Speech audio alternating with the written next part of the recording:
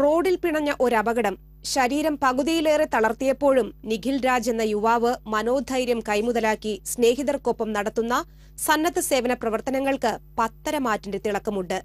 നിസ്വാർത്ഥ സേവനവുമായി സ്വന്തം അവസ്ഥ പോലും മറന്നാണ് നിഖിൽ കൂട്ടുകാർക്കൊപ്പം സമൂഹത്തിൽ നന്മയുടെ പാത വെട്ടിത്തെളിക്കുന്നത്.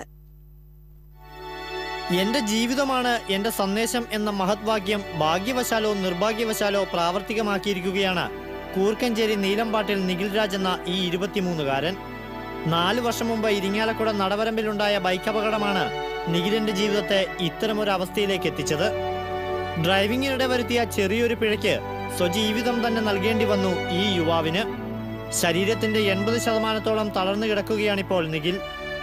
എന്നാൽ പ്രാർത്ഥനയ്ക്കൊപ്പം സ്നേഹിതരും വീട്ടുകാരും നൽകിയ ഉറച്ച പിന്തുണ കൂടിയായപ്പോൾ നിഖിൽ കൈപ്പിടിയിൽ ഒതുക്കിയിരിക്കുന്നത് അപ്രാപ്യമെന്ന് കരുതിയ പല ലക്ഷ്യങ്ങളുമാണ്.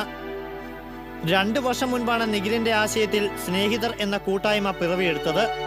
തനിക്ക് ആശ്വാസം പകരാനെത്തുന്ന സഹപാഠികളും ചേട്ടന്മാരും പ്രായമായവരുമെല്ലാം അടങ്ങുന്നതാണ് സ്നേഹിതർ കൂട്ടായ്മ.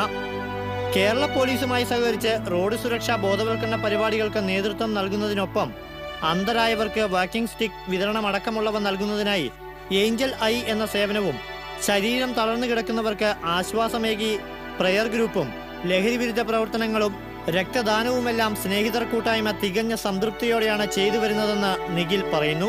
എനിക്ക് പറ്റിയൊരു തെറ്റ് ഇനി മറ്റൊരാൾക്ക് പറ്റുന്നൊരാഗ്രഹത്തോടെയും എൻ്റെ അമ്മച്ചിനെയും പപ്പേനെയും പോലും വേദനിക്കുന്നൊരു അമ്മച്ചിയും പപ്പയും വേറെ ഉണ്ടാവാൻ പാടില്ല എന്നും, എനിക്ക് പറ്റിയ തെറ്റിലൂടെ എനിക്ക് വന്ന ഇങ്ങനൊരു അവസ്ഥ വന്നപ്പോൾ എന്നെപ്പോലൊരു നിഖിലും ഉണ്ടാവുന്നൊരാഗ്രഹത്തോടെയാണ് ഈ സ്നേഹിതർ കൂട്ടായ്മയുടെ പേരിൽ ഞങ്ങളിങ്ങനെ സ്നേഹിതൻ എന്ന പേരിൽ ഷോർട്ട് ഫിലിം ചെയ്യാനും വിത്ത് എന്ന പേരിൽ റോഡ് ആൻഡ് സേഫ്റ്റിനെ കുറിച്ച്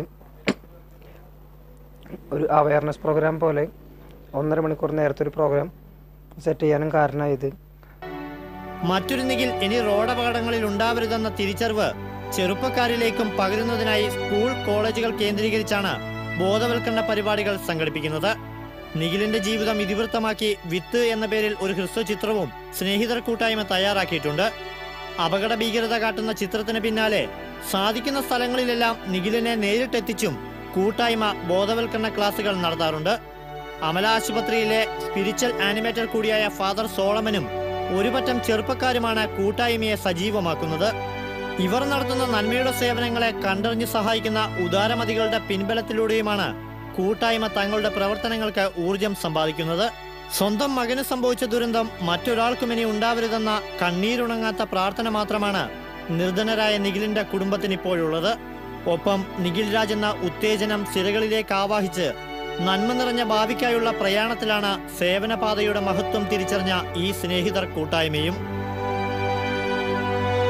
TCV തൃശൂർ.